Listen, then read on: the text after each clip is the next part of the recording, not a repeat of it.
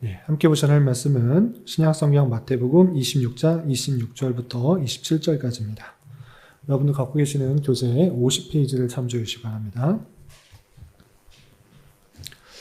지난주에 이어서 주의 식탁의 성례, 성찬의 말씀들을 공부하도록 하겠습니다. 마태복음 26장 26절부터 27절 개역 한글판으로 되어 있는 부분 같이 봉독하겠습니다. 시작. 저희가 먹을 때에 예수께서 떡을 가지사 축복하시고 떼어 제자들을 주시며 가라사대 받아 먹어라. 이것이 내 몸이니라 하고 하시고 또 잔을 가지사 사례하시고 저희에게 주시며 가라사대 너희가 다 이것을 마시라. 이것은 죄사함을 얻게 하려고 많은 사람을 위하여 흘리는 바 나의 피 곧 언약의 피니라. 아멘. 지난 시간에 이어서 성찬에 대한 교리의 말씀들을 살펴보도록 하겠습니다. 교재에는 복습의 내용으로 해서 짧게 2단락으로 요약되어 있는데요. 이것만 읽어서는 우리가 지난주에 배웠던 것들을 잘 기억하지 못할 것 같아서 본문을 좀 살펴보겠습니다. 여러분들 교재는 46페이지를 참조해 주시기 바랍니다. 주의 식탁의 성례 내용이 길어서 절반씩 끊어서 살펴봤는데 지난주에 배웠던 내용들 잠깐 복습하겠습니다. 첫 번째 단락에서는 이렇게 되어 있습니다. 주 예수 그리스도께서 교회를 먹이시고 유지하기 위하여 성찬의 성례를 제정하셨다고 우리가 믿는다라고 하면서 주님께서 그 교회를 생각하셔서 성례를 제정하셨다라는 것이 성경에 분명히 드러났다고 우리는 믿는다라는 이야기였습니다. 그리고 두 번째 단락에서는 태어난 자, 새롭게 태어난 자들은 두 종류의 생명이 있는데 하나는 육체적이고 한시적인 생명, 또 하나는 영적이며 천상적인 생명이 있다라고 했습니다. 육체적이고 한시적인 생명은 모든 사람이 다 갖고 있는 그 육에 대한 관련된 생명이지만 우리가 새롭게 태어난 자, 거듭난 자는 또 하나의 생명이 있는데 그것은 영적이고 천상적인 그런 복음에 의해서 새롭게 태어나는, 새롭게 나는 생명이고 오직 하나님의 택자들에게만 해당된다라고 하고 있습니다. 그래서 성찬을 설명하기 전에 우리가 갖고 있는 두 종류의 생명에 대해서 설명하고 있는데 육체적인 생명도 있지만 영적인 생명도 있다. 육체적인 것은 누구나 갖고 있지만 택자들에게는 영적인 생명, 새로 거듭난 생명을 갖고 있다. 그것은 천상적인 것이다 라는 것들을 알려주고 있습니다.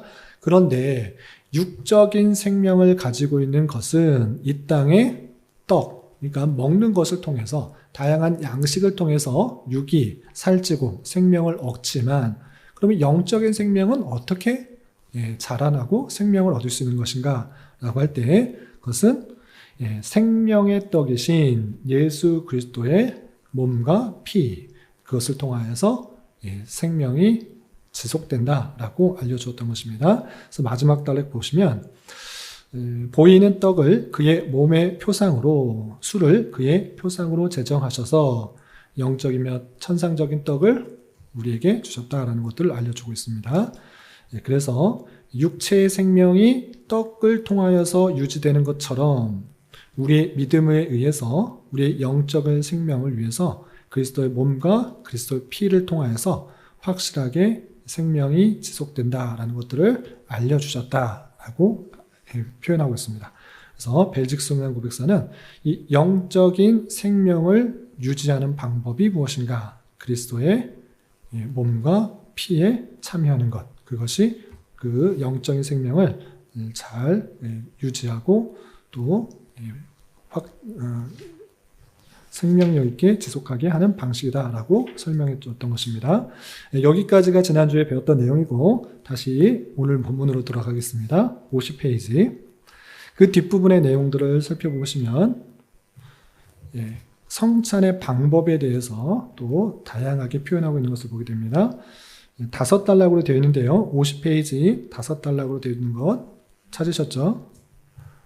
좀 길지만 처음부터 끝까지 같이 읽어보고 한 단락씩 나누어서 살펴보도록 하겠습니다. 50페이지 중간에 있는 주의 식탁의 성례 계속 뒷부분부터 끝까지 쭉 읽어보겠습니다. 시작. 예수 그리스도께서 그의 성례를 우리에게 헛되이 명하시지 않았다는 것은 의심할 나위 없습니다.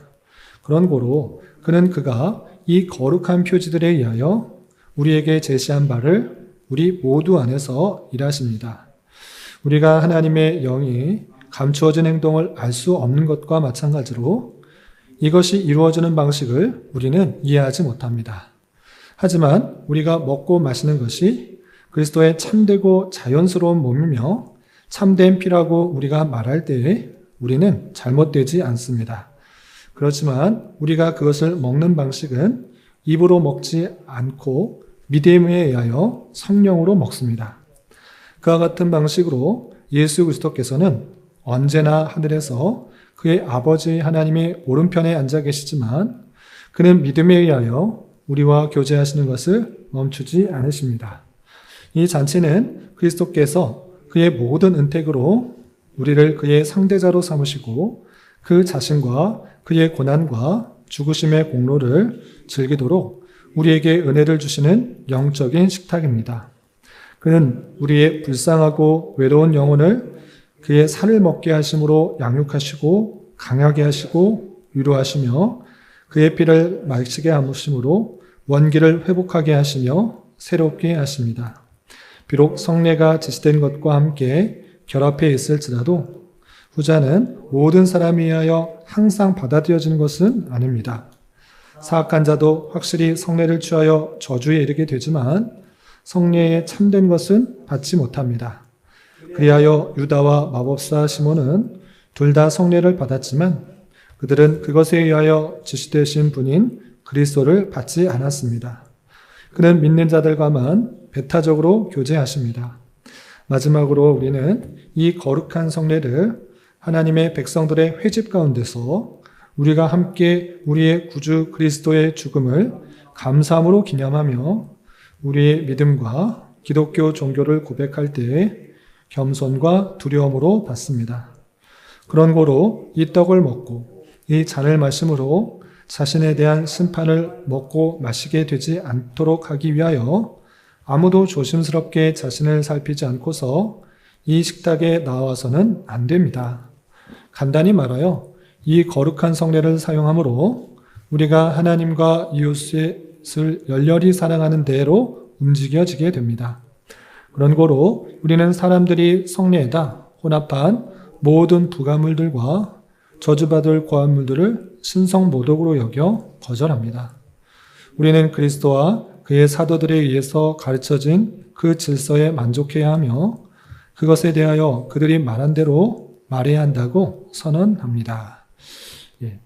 길게 나와 있는데요. 하나씩 한 문단씩 끊어서 읽으면 그렇게 어렵지 않다는 것을 이해하게 될 것입니다.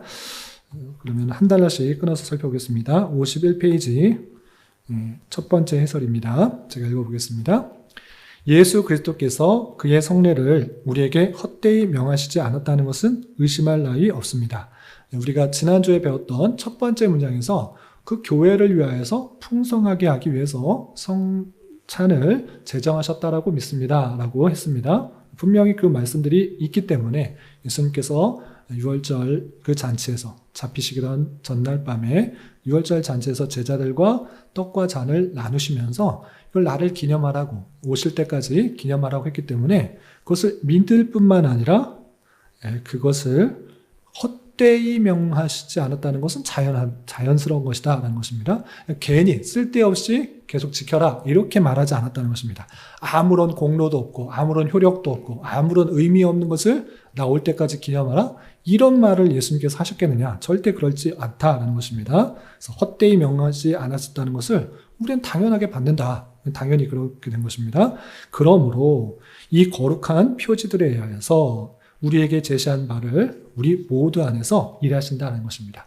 헛되이 말한 것이 아니라 실제 잔과 떡을 나누면서 효력이 실제적으로 임한다는 것을 우리는 믿는다는 것입니다. 그런데 그것은 그냥 물질적으로 또는 기계적으로 임하는 것이 아니라 어떤 방식으로 임하는가? 성령께서 임하시기 때문에 우리가 그 임하시는 것, 그러니까 영적인 생명, 영적이고도 또 천상적인 그 생명에게 어떻게 효력이 가는지 우리는 이해하지 못한다라는 것입니다. 영적인 것, 우리가 눈으로 볼 수 있는 가시적인 방법으로 영양분이 공급되는 그런 방법을 볼 수 없다라는 것입니다. 그래서 우리의 이해로서는 성찬이 영적인 생명에게 도움을 주는 방식을 이해하지 못한다라는 것입니다. 어떻게 그렇게 표현할 수 있는가 각주를 보시면 요한복음 3장 8절에 이런 표현이 있습니다. 요한복음 3장 8절 제가 읽어보겠습니다. 바람이 임의로 불매 내가 그 소리를 들어도 어디서 오며 어디로 가는지 알지 못하나니 성령으로 난 사람은 다 이러하니라 했습니다. 이 말씀에 의하여서 바람이 어디 갔다 어디 가는지 잘 보지도 못하는 것처럼 성령으로 난다라는 것도 마찬가지다. 어떻게 저 사람이 성령으로 났는지 다 알 수 없다. 성령께서 그 마음 가운데 믿음을 허락하여 주시고 또 예수 그리스도를 믿게 하는 놀라운 그 사역들은 성령으로만 가능한 것이고 성령으로 난 사람들은 다 이런 방식으로 난다라는 것입니다. 그래서 우리가 그 성령께서 일하시는 방법들을 알지 못한다. 또한 우리가 어떻게 성천을 행할 때 어떻게 영적인 생명력, 영적이고 천상적인 그 생명이 어떻게 이렇게 풍요로워지는지 또 잘 양육될 수 있는지 그것은 알 수 없다. 이해할 수가 없다라고 하는 것입니다. 그럼 이것이 전제가 되고 성령께서 하시는 방식이기 때문에 우리가 다 이해할 수 없다라는 것이고 두 번째 단락에서는 또 이렇게 표현하고 있습니다. 두 번째 단락 읽겠습니다. 하지만 우리가 다 성령께서 하시는 바를 다 이해하지 못하지만 우리가 먹고 마시는 것이 그리스도의 참되고 자연스러운 몸이며 참된 피라고 말할 때 우리는 잘못되지 않습니다. 그거는 어떻게 예수님의 그게 살이고 어떻게 이게 피가 됩니까? 몸과 피가 됩니까? 이건 아닙니다. 이건 영적인 것이기 때문에 그렇게 말하는 것 조심스럽습니다. 아니, 말할 수 없습니다. 이렇게 하지 않는다는 것입니다. 정말 주님께서 말씀하셨듯이 이것이 내 몸, 이것이 내 피라고 함께 말할 수 있다는 것입니다. 그렇게 말해도 잘못되지 않는다라는 것입니다. 그리고 그렇지만 우리가 그것을 먹는 방식은 입으로 먹지 않고 믿음에 의하여서 성령으로 먹습니다. 그렇습니다. 성령께 하시는 방식을 잘 이해하지 못하지만 우리가 먹고 마실 때 단순히 육적인 살을 찌우는 것이 아니라 육적인 그런 좋은 것들을 얻는 것에 그치는 것이 아니라 성령께서 믿음에 의하여서 성령께서 그것을 효력을 입혀서 영적인 생명들을 아주 건강하게 잘 자라나게 하신다라는 표현인 것입니다. 그리고 그와 같은 방식으로 예수 그리스도께서는 언제나 하늘에서 그 아버지 하나님이 오른편에 앉아 계시지만 그는 믿음에 의하여 우리와 교제하시는 것을 멈추지 않으십니다. 주님께서는 부활하셔서 승천하셨습니다. 승천하셔서 하늘 우편에 앉아 계신다라고 표현했습니다. 여러분들 갖고 계시는 교재에 마태복음 16장 19절에 주 예수께서 말씀을 마치신 후에 하늘로 올리우사 하나님 우편에 앉으시니라 라고 했습니다. 제자들이 보이는 제자들이 가시적으로 예수님을 보는 방식으로 주님께서 승천하셨습니다. 하늘로 올라가서 하늘 우편에 앉으셨다. 하나님의 우편에 앉으셨다. 이렇게 표현하고 있는 것을 보게 됩니다. 그렇기 때문에 가시적인 예수님, 그러니까 인성을 가지고 계시는 주님은 하나님 우편에 앉아 계시는 것입니다. 그럼에도 불구하고 주님께서는 하나님 우편에 계시니까 하늘에 계시니까 이 땅에서는 우리와 교제할 수 없다. 이렇게 말하지 않는다는 것입니다. 그렇지만 오른편에 앉아 계시지만 그는 믿음에 의하여 우리와 교제하시는 것을 멈추지 않으신다라고 표현했습니다. 대단히 혼란스러울 수 있는데 이렇게 정리하겠습니다. 이것이 아주 중요한 성찬에 주님께서 임재하는 방식에 대한 내용인 것입니다. 다시 한번 주님께서 성찬을 제정하셨다는 것은 모두 다 동의할 것입니다. 그것은 부인할 수가 없습니다. 분명히 기록되어서 이것을 내가 다시 오실 때까지 나를 기념하라고 말씀하셨기 때문에 모든 교회는 마땅히 성찬을 시행하는 것입니다. 성찬을 시행하지 않는 교회가 없습니다. 그런데 여기서 다른 견해가 등장합니다. 어떤 견해가 등장하느냐? 이 성찬을 시행할 때 이 성찬에 주님께서 실제로 임하는 것이냐, 주님께서 실제로 몸이 되고 실제 몸이고 실제 피냐 아니면 아니냐, 이런 것에 대한 다양한 견해들이 등장하게 된 것입니다. 먼저 어떤 견해가 있느냐, 로마 가톨릭에서는 화채설을 말합니다. 화채설은 뭐냐 할 때, 사제가 성찬을 집례할 때 기도할 때 비로소 그 떡과 잔이 주님의 몸과 피로 변한다. 델화 몸체, 실제로 몸으로 변한다라는 것입니다. 왜 그렇게 말하느냐, 당연히 주님께서 이것은 내 몸이다, 이것은 내 피다 라고 말했기 때문에 그건 당연히 몸이고 피지, 무슨 더 할 말이 있냐, 이렇게 말하는 것입니다. 그런데 그것이 정말 예수님의 실제 육적인 인성을 갖고 있는 사람의 이렇게 살로 되어 있는 그 몸과 실제 피로 변한 것인가, 그것을 잘 생각해 봐야 될 것입니다. 그렇게 믿게 되면 어떤 문제들이 발생하는가 잘 살펴봐야 될 것입니다. 그러면 사람의 몸, 사람의 피를 실제로 먹는 식인의 모습이 되는 것입니다. 주님의 몸과 주님의 피를 실제로 먹게 되기 때문에, 특별히 초대교회 때 로마의 교황과 로마의 그 사람들이 기독교인들은 식인종이다라고 표현까지 했던 것입니다. 왜 그런가? 어떻게 사람의 몸과 사람의 피를 먹는가? 저런 야만인 같은 종족이 어디 있는가? 이렇게 말하기도 하는 것입니다. 그 이방 사람들은 제쳐놓고 믿지 않은 사람은 제쳐놓고 또 어떤 일들까지 나아가게 되는가라고 했을 때, 로마 가톨릭에서는 이게 실제 예수님의 몸, 실제 예수님이 피기 때문에 그것을 함부로 다뤄서는 안 됩니다. 왜? 주님의 몸을 함부로 주님은 사람 정도가 아니라 하나님이신 것입니다. 주님은 하나님이기 때문에 함부로 다룰 수가 없는 것이 되기 때문에 이 성찬의 떡과 잔을 함부로 다룰 수가 없는 것입니다. 혹여나 예수님의 피가 땅에 떨어지거나 떡이 땅에 떨어지는 것에 대해서 도저히 용납할 수가 없는 것입니다. 그리고 성찬이 끝나고 그 몸을 실제 몸과 실제로 피로 변한 그것도 함부로 다루지 못하게 했던 것입니다. 이제 끝났으니까 이거를 아무나 가서 드십시오, 이렇게 하는 것이 아니라, 그냥 다 끝났으니까 음식물 쓰레기 수거함에 다 이렇게 붓는 것이 아니라 성체라 하여서 그것을 보관하도록 했던 것입니다. 왜?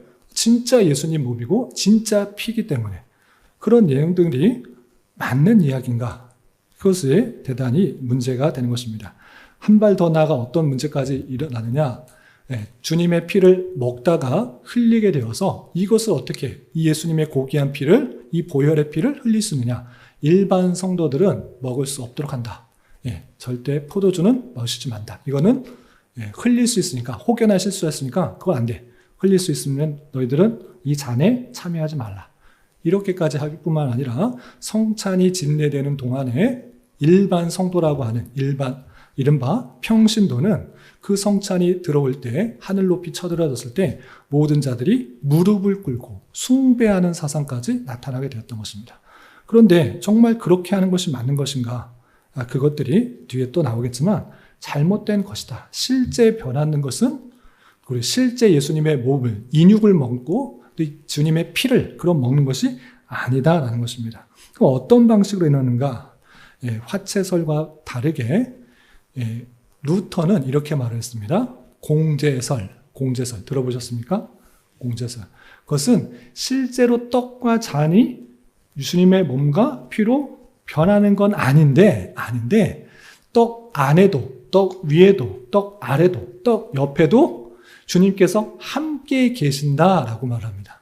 그런데 여기서 함께 계시는 것이 영적으로 임한다는 것이 아니고 주님의 그 인성이 함께 계신다라고 표현을 합니다. 그래서 공제설인데 실제적으로 함께 있기 때문에 화채설을 말하는 것과 다르지 않게 예수님의 실제 인성을 갖고 있는 그 몸과 피를 먹게 되는, 인육을 먹게 되는 그런 내용들로 말하기 때문에 그리 차이가 없는 안타까움이 있는 것입니다.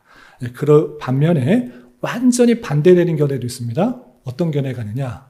츠빙글리에 의해서 무엇을 말하냐면 기념설을 말하게 됩니다.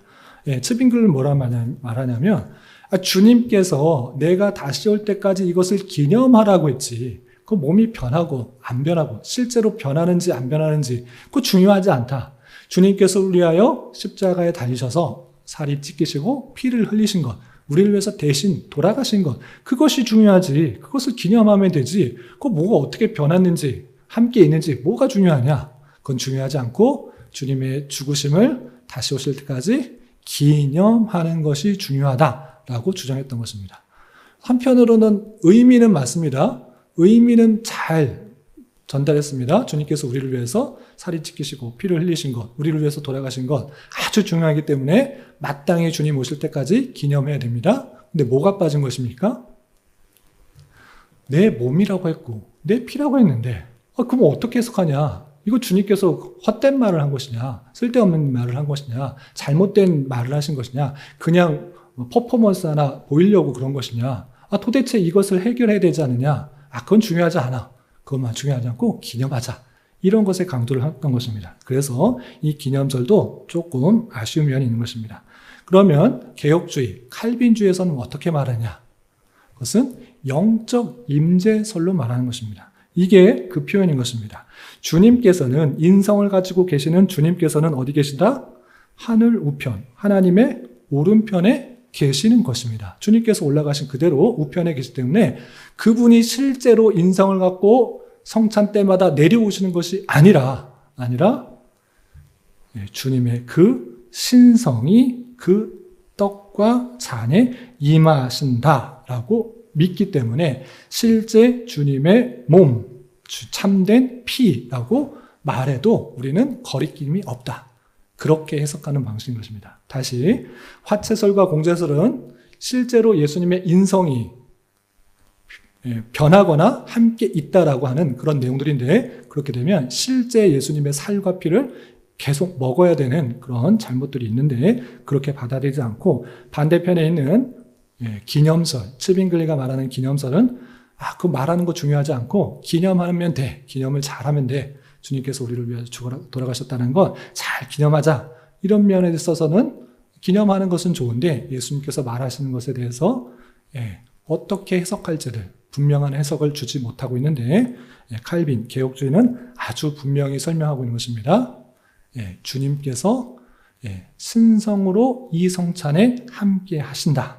그리고 신성으로 함께 계시기 때문에 그 떡이 주님의 몸이고 그리고 그 잔이 참된 피라고 말해도 전혀 잘못된 것이 아니다 라고 말하는 것입니다. 그래서 영적 임재설이라고 표현을 하는데 주님께서 인성이 오신 것이 아니라 신성이 그 자리에 함께 하신다라고 믿는 것입니다. 그래서 신성이 함께 하심으로 말미암아 주님께서 그 성찬의 자리에 먹고 마시는 가운데 우리의 영적인 생명들이 다시 건강해지고 또 튼튼해지고 그렇게 교제를 하신다 이렇게 받아들인 것입니다. 이해가 되시나요? 그리고 조금 더 한 걸음 나아가서 또 말씀을 드리면 이 영적 임재설 또 조금 어떻게 표현하는가 라틴어를 좀 써서 표현을 해드리면 주님께서는 신성과 인성이 있으십니다. 신인 양성 1위에서 신성과 인성이 연합되어 있는, 한 위에 연합되어 있는 모습이기 때문에 절대 나뉠 수가 없는 분이십니다. 인성은 눈에 보이는 모습으로 있는 것이고 신성은 어디에나 계시는 분이십니다. 그럼에도 불구하고 성찬의 자리 때 그 성찬의 떡과 잔에 주님께서 임하시기 때문에 우리는 그 성찬을 받을 때 이렇게 표현합니다. 토투스 크리스티라고 표현하는데 전체 그리스도가 그건에 임하셨다 이렇게 표현합니다.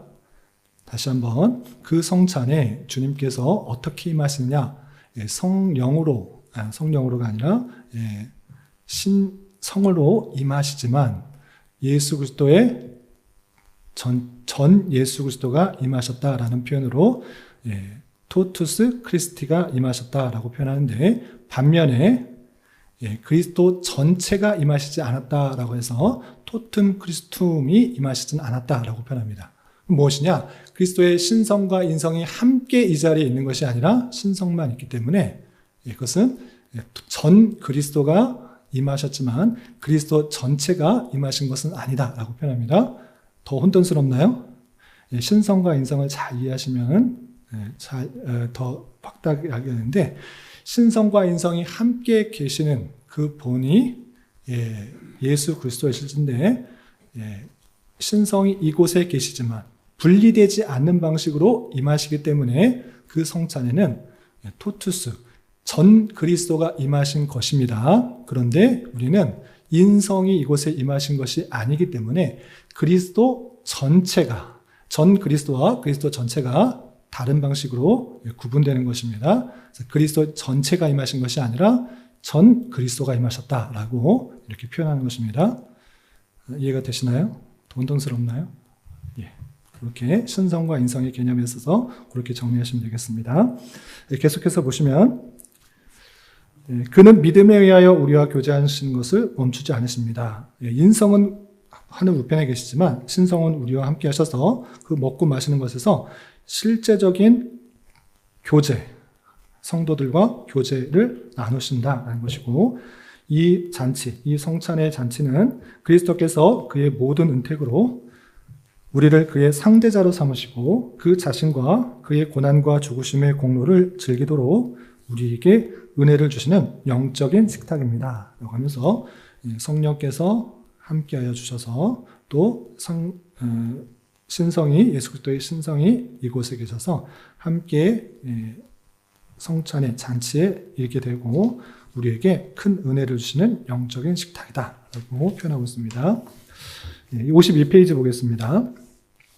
이렇게 성찬을 참여하게 될 때 어떤 유익이 있는가, 그리고 어떤 제한성이 있는가, 유익과 제한성에 대해서 다음 따기를 이렇게 표현하고 있습니다. 먼저 유익을 보시면, 그는 우리의 불쌍하고 외로운 영혼을 그의 살을 먹게 하심으로 양육하시고 강하게 하시고 위로하시며 그 피를 마시게 하심으로 원기를 회복하게 하시며 새롭게 하십니다. 앞에서 지난주에 배웠던 내용들을 더 구체적으로 설명하는 것입니다.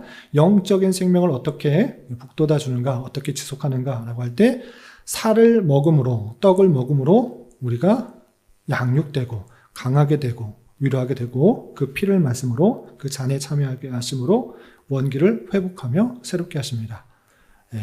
이 영혼이 이렇게 양육되고 강하게 되고 위로되고 회복되고 하고 새롭게 하시는 것, 이것이 성찬을 통해 영적인 생명이 유익되는 내용들인 것입니다. 그런데 성찬에 참여하게 될 때 이런 유익들이 있는데, 그렇다고 해서 다음과 같이 되지는 않는다라고 해서 그 제한성에 대해서 이렇게 표현하고 있습니다. 다음 달라고 보시면, 비록 성례가 지시된 것과 함께 결합되었을지라도 성례가 떡과 잔, 단떡과 잔이 아니라 예수님의 몸, 예수님의 피, 이것이 결합되어 있는 것입니다. 그러므로 영혼을 살찌우고 새롭게 하시고 강하게 위로하신다, 이런 것이 결합되어 있습니다. 그런데 후자는 모든 사람에 의하여 항상 받아들여지는 것은 아닙니다. 떡과 잔을 먹을 때 모든 영혼들이 그렇게 양육되고 강하게 되고 위로가 되고 새롭게 하고 회복되는 것이 아니다. 모든 사람이 항상 그렇게 되는 것이 아니다. 제한적이다 라고 표현하고 있는 것입니다. 다음 문장 보시면, 사악한 자도 확실히 성례를 취하여 저주에 이르게 되지만 성찬에 참된 것은 받지 못합니다 라고 하면서, 사악한 자가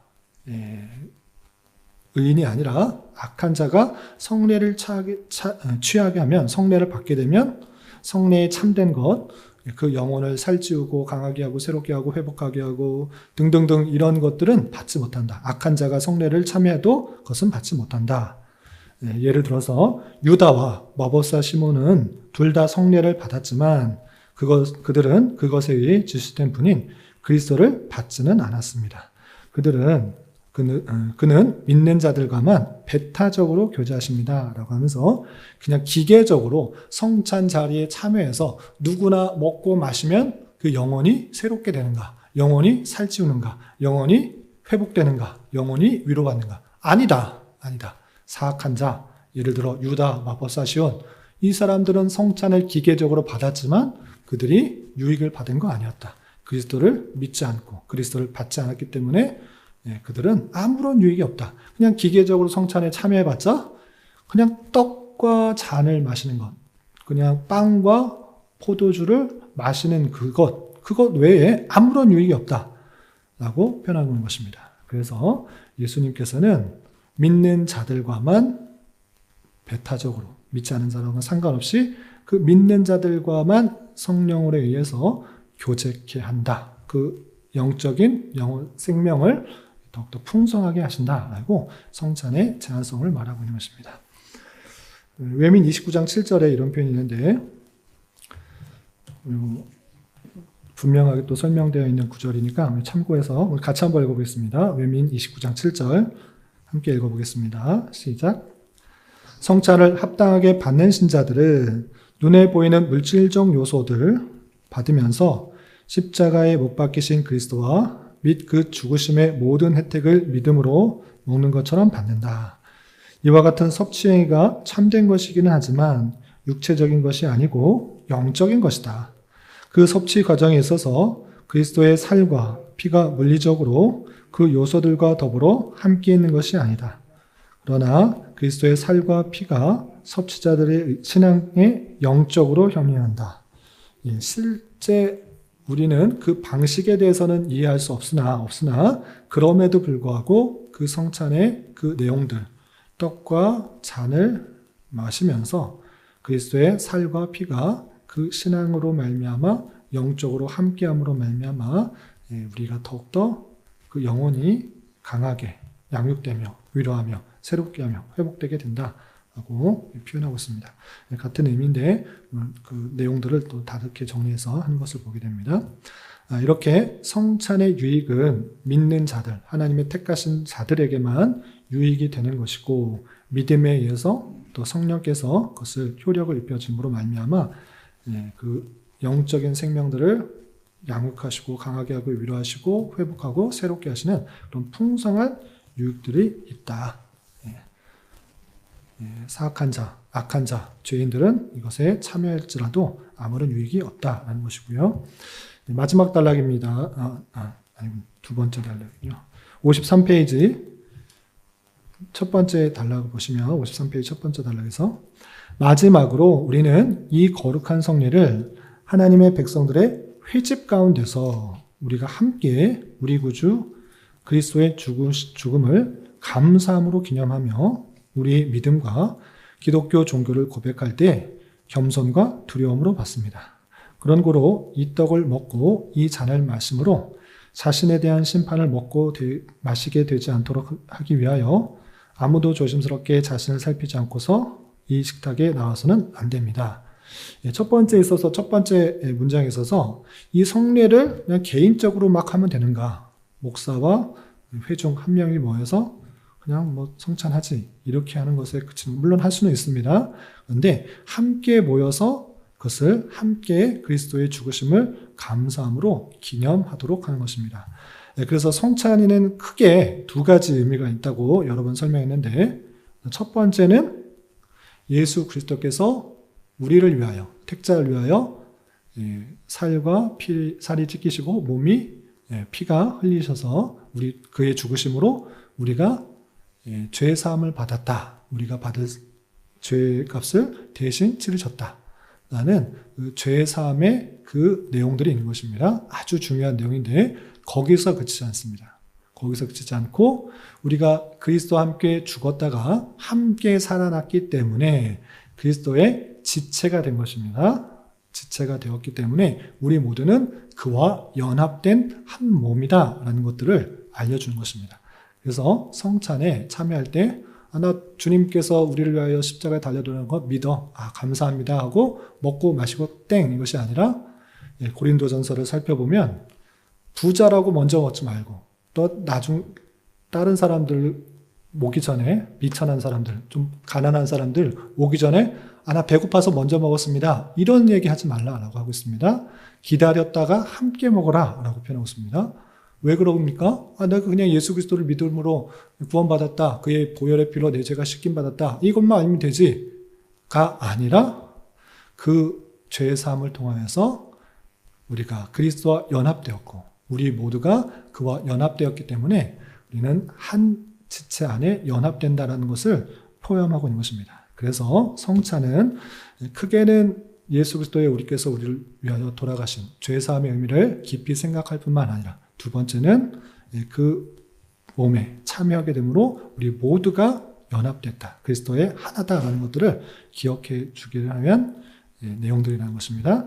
그래서 하나님의 백성들의 회집 가운데서 이 성찬을 시행하여서 그리스도의 죽음을 감사함으로 기념하고 또 우리가 믿음의 기독교 종교를 고백하게 될 때 겸손과 두려움으로 그 성찬의 영식을 받게 되는 것입니다. 그런데 이런 의미도 제대로 알지 못하고 참여한다. 그냥 뭐 때가 되니까 참여한다. 뭐 매주 하니까 참여한다. 또는 내 죄가 있음에도 불구하고 회개하지도 않고 참여한다. 그것은 잘못된 것이다. 아무런 유익이 되지 않는다라고 표현하고 있는 것입니다.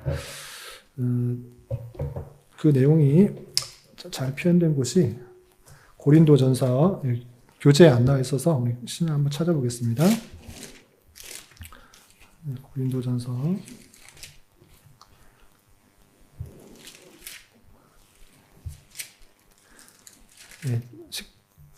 성찬 제정의 말씀인데요. 고린도전서 11장입니다.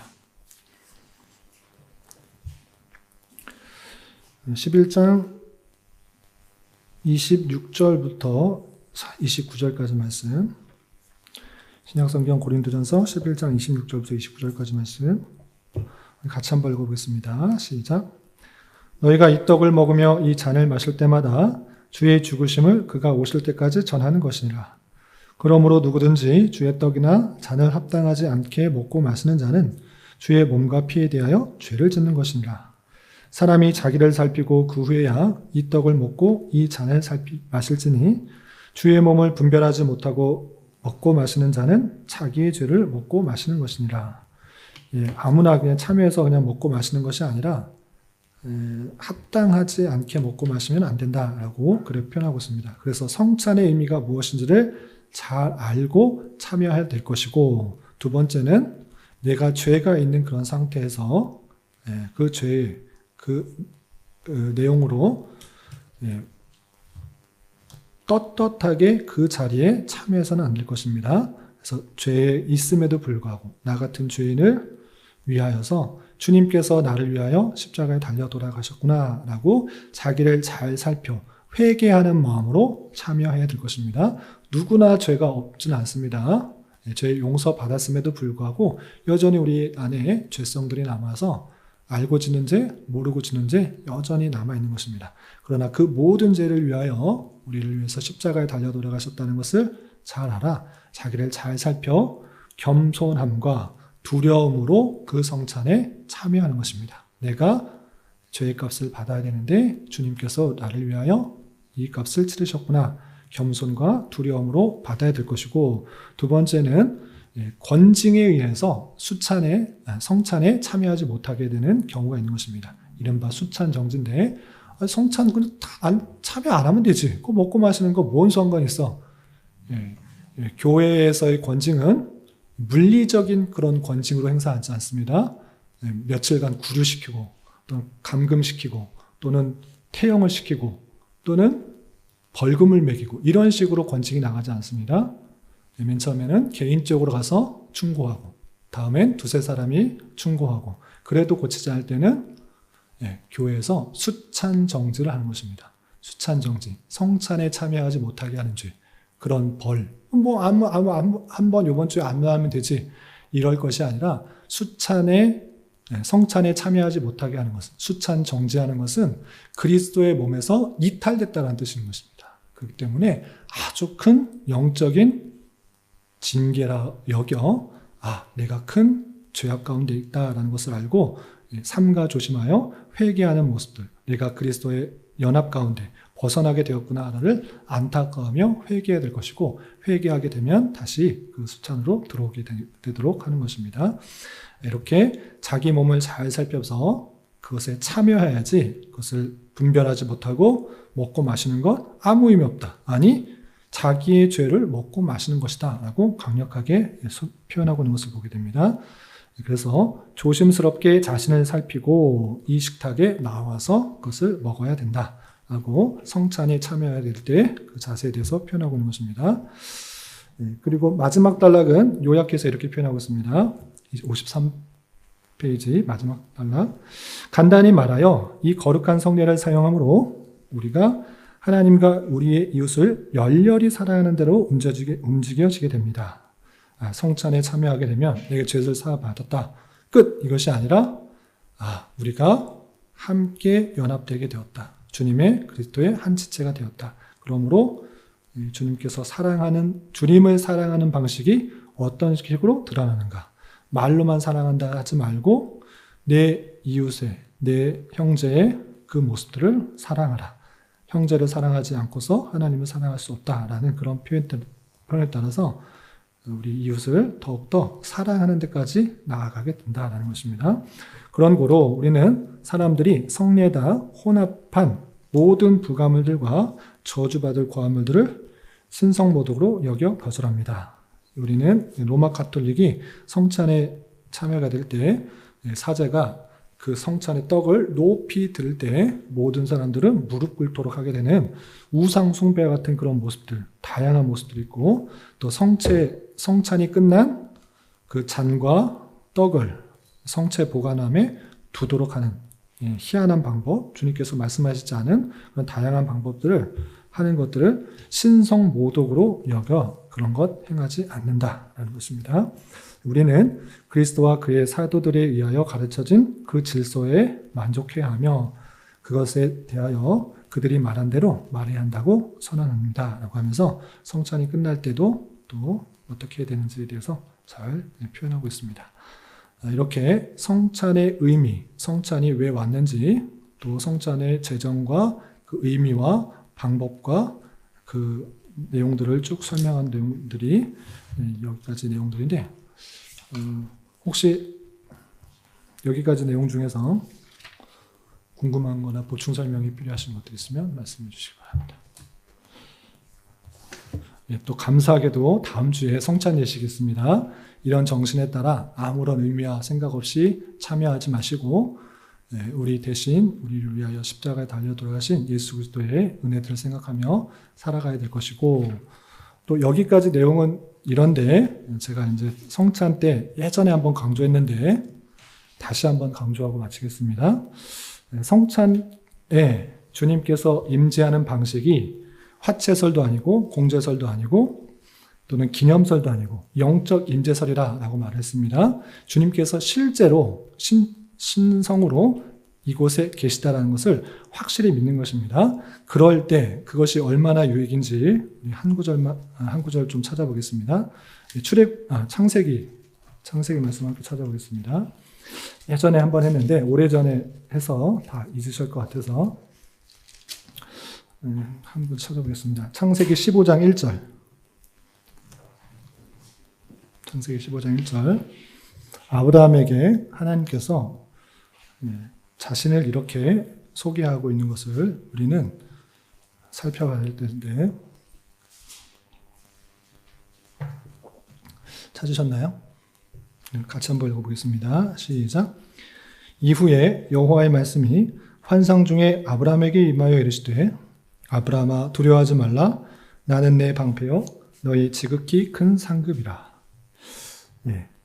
이 말씀은 하나님께서 아브라함에게 주신 말씀인데 아브라함에게만 국한된 것인가? 그렇지 않고 이 말씀을 대하는 그 아브라함에게 자신의 어떠함들을 잘 알려주신 말씀이다. 그렇게 우리는 받아들여야 될 것입니다.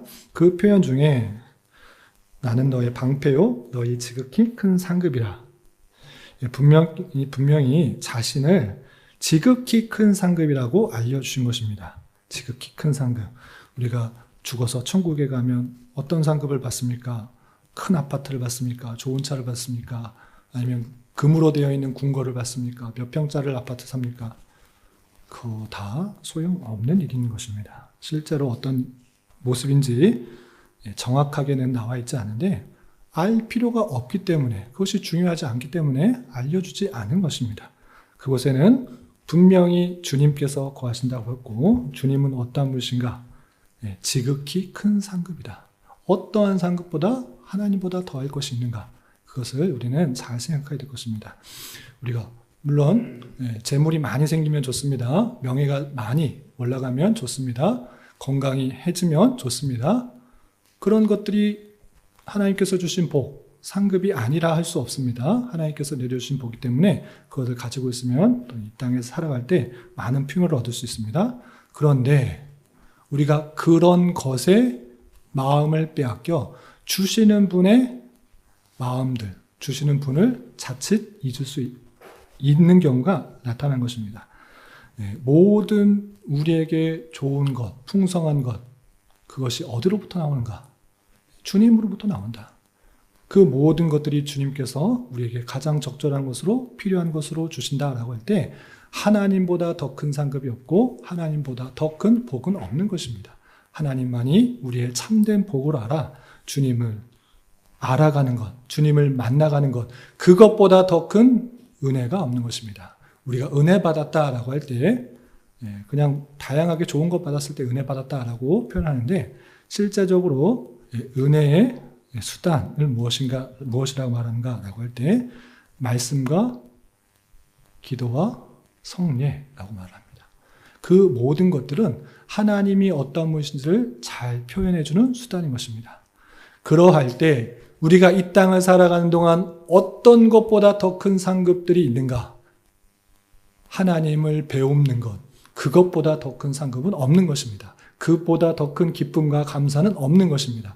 성찬의 자리는 주님께서 우리에게 당신이 어떠한 분이신지를 실제적으로 보여주는 것입니다. 주님 보여주십시오. 주님 나타내 주십시오. 나에게 알려주십시오. 하늘에서 뿅 하고 나타나시든지 아니면 꿈속에라도 잠깐 보여주시면 좋겠는데 하나님 계시는 거 맞습니까? 이런 소리 하지 말고 성찬을 통해서 내가 이 자리에 너희와 함께 한다. 그 하나님이 우리와 함께 하시고 보이는 말씀으로써 실제 그 예수 그리스도의 신성이 우리와 함께 하심으로 말미암아 보여주고 나타내주고 알려주는 것입니다. 그러므로 성찬만큼 큰 은혜는 없는 것입니다. 성찬만큼 큰 복은 없는 것입니다. 주님께서 우리를 얼마나 사랑하시는지 그리고 우리가 얼마나 큰 은혜를 입었는지 말로만이 아니라 실제 보이는 말씀, 아니 실제로 현존하셔서 영적으로 임재하셔서 그 자리에 함께 하시는 그분이 어떠하신다는 것을 보여주는 표와 인으로서 성찬의 자리가 있는 것입니다. 성찬만큼 귀한 은혜가 나타나는 것이 없는 것입니다.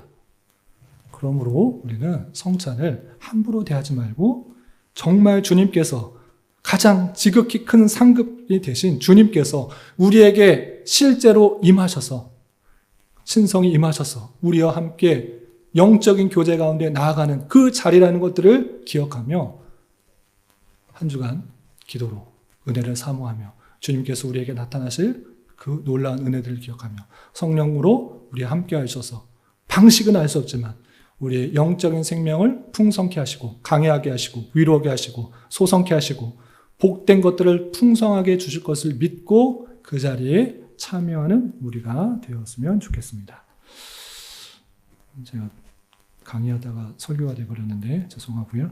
하여튼 이 성찬의 자리가 그냥 한 달에 하는 의례의식이 아니라 형식이 아니라 정말 하나님께서 우리에게 주시고자 하는 그 놀라운 사랑을 보이는 말씀으로써 실제 임재하시는 그 자리라는 것들을 기억하며 믿음으로 참여할 때만이 기쁨과 감사와 또 성령이 충만한 그런 자리가 될 것이라 생각하면서 또 한 주간 기도로 준비했으면 좋겠습니다.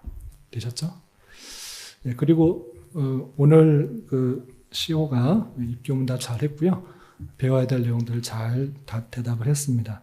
우리 교회 안에 세례 교인으로의 자격과 의무들을 감당할 한 성도가 태어나는데 또 한참 사춘기여서 여러 가지 고민들이 많은 시기인데 선출기 잘 이겨나고 또 하나님의 그런 백성이요 자녀로서 주님의 선한 도구로 쓰임받기를 계속해서 기도하며 교회 일원으로 축하해주는 그런 자리가 되었으면 좋겠습니다. 그리고 광고 4월 둘째 주에는 운영위원회 정기 모임 있고요. 4월 셋째 주에는 벨직 신학고백서 7장 마무리 종강이 됩니다. 그리고 4월 마지막 주에 종강 파티로 옥상에서 고기 파티 하도록 그렇게 하겠습니다. 예. 여러 가지 대내외적으로 또 세계적으로 어렵고 힘든 그런 상황인데 하나님을 더욱더 붙들고 의지하라는 그런 기회로 알아 또 하나님을 더욱더 의지하며 인도하심 가운데 승리할 수 있는 우리가 되었으면 좋겠습니다. 기도하고 마치겠습니다. 하나님 아버지 감사합니다. 오늘 교리 공부를 통해서 주의 식탁의 성례에 대해서 살펴봤습니다. 주님께서 우리 교회에 또 풍성한 영적인 은혜들을 더하여 주시기 위하여 성례를 성찬을 허락하여 주셨는데 이 성찬에 우리가 의미들을 잘 깨닫고 또 목적도 잘 깨달아 성찬에 참여하게 될 때 주님께서 함께 하심으로 또 우리의 교제케 하심으로 우리의 영적인 생명이 더욱더 강하고 든든하게 서가게 되는 것을 희망하며 소망하며 준비할 수 있도록 인도하여 주시고 주님의 어떠하심들을 더 깊이 체험할 수 있는 은혜의 시간이 될 수 있도록 인도하여 주시옵소서.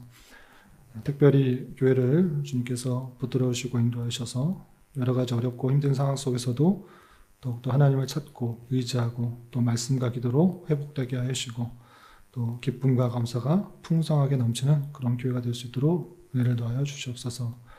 주님 교회 내 육체의 질병과 연약함으로 병원에 치료를 받는 여러 성도들과 그 가족들이 있사오니 주님 붙들어 주셔서 건강하게 회복되게 하여 주시고 또 직장과 사업장의 문제로 가족의 전도와 신앙을 놓고 기도하는 여러 성도들 주님 함께 하셔서 주님의 선한 인도하심을 경험할 수 있는 좋은 기회가 될 수 있도록 인도하여 주시옵소서. 주님 돌아가는 발걸음도 안전하게 지켜주시며 각자의 삶의 처소에서 그리스도의 뜻을 잘 이루어드리는 우리 모두가 될 수 있도록 인도하여 주시옵소서. 예수님의 이름으로 기도 올리옵나이다. 아멘.